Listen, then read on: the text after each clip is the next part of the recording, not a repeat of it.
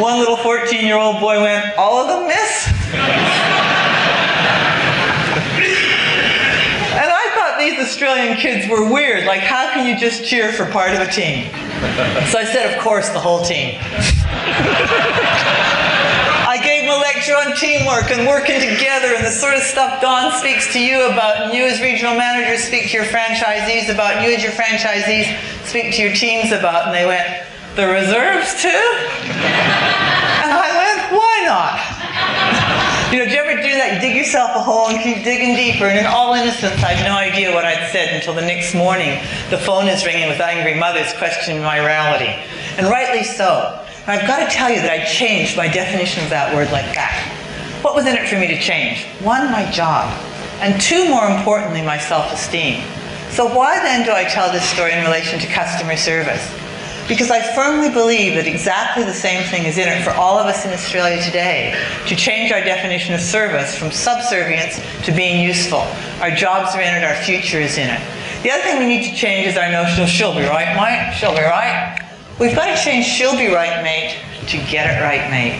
And get it right, mate, first time, every time by your customers. Let me just give you an example about the value cost proposition. I've worked for big business with IBM. I work for a very small business myself now. Whether you're in big business or small business, I'm not a CFO, but I know the only way you make money is you either increase your revenue or you reduce your costs. It's very, very simple. And sometimes when you can't do anything to increase the revenue, you look at the cost side of things. And after 9/11, there wasn't a lot that the airlines could do in terms of getting more butts on seats in the United States. So they were looking at what they could do in terms of reducing costs.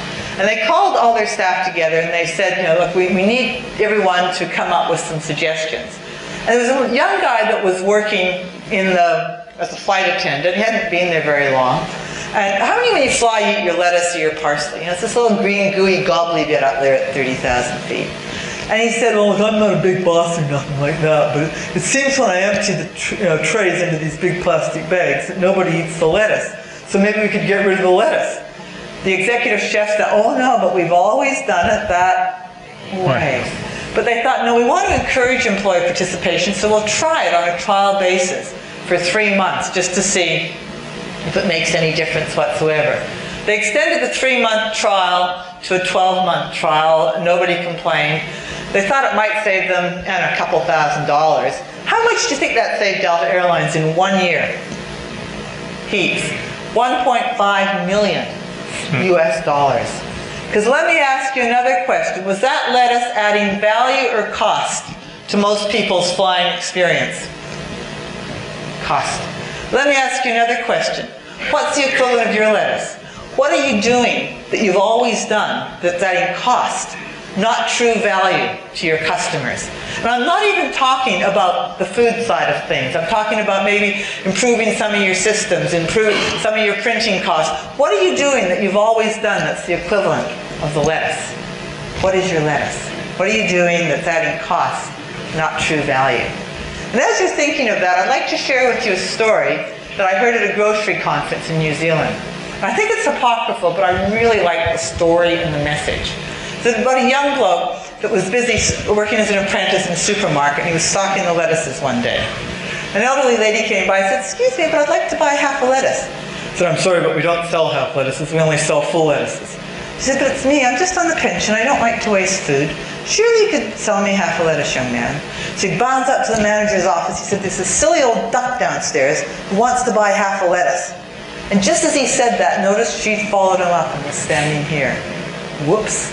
And quick as a flash she went, "And this lovely lady here would like to buy the other half." How's that for recovery? These days, you can buy 1 leaf of lettuce in the supermarket, can't you? It's all clean. Does it cost more? Absolutely. But cost and time are 2 different things. And that's interesting that time is one of your benchmarks, because some customers are more time conscious than cost conscious. I happen to be one of those customers that's more cost conscious. And time is the champagne and caviar of today. It's the one luxury that we all want and we don't have. So anything you can do to save your customers time is truly value add. Anyway, at the end of the day, this boss calls this young man in and sits him down and says, "Son, that customer situation this morning." So what's the young bloke thinking? Because when's the only time you often hear from your boss? when you're in trouble. He said, no, I was impressed the way you quickly recovered on that, and I'd like to promote you to be our store manager at Thai Happy. Is anyone from Thai Happy? I know there's some people from New Zealand. Who's from New Zealand?